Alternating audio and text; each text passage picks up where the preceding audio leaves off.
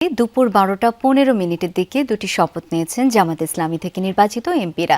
প্রথমে সংসদ সদস্য হিসেবে জামায়াতে ইসলামীর এমপিরা শপথ নেন। এ সময় তাদের সাথে শপথ নিয়েছেন স্বতন্ত্র হিসেবে নির্বাচিত 7 এমপি।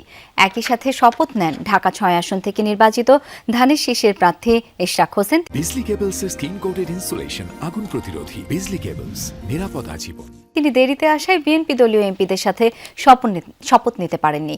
এমপি হিসেবে শপথ গ্রহণের পর শুরু হয় সংবিধান সংস্কার পরিষদের শপথ। এ সময় শপথ না নিয়ে বেরিয়ে যান স্বতন্ত্র হিসেবে নির্বাচিত ব্যারিস্টার রুমিন ফারহানা ও বিএনপি থেকে নির্বাচিত এমপি ইশরাক হোসেন। এই পর্বেও শপথ পাঠ করান প্রধান নির্বাচন কমিশনার এএমএম নাসির উদ্দিন।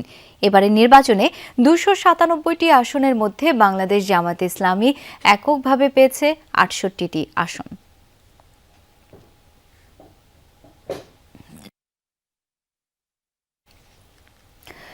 অবশেষে সংসদ সদস্য হিসেবে শপথ গ্রহণ করেছেন জাতীয় নাগরিক কমিটি এনসিপির নির্বাচন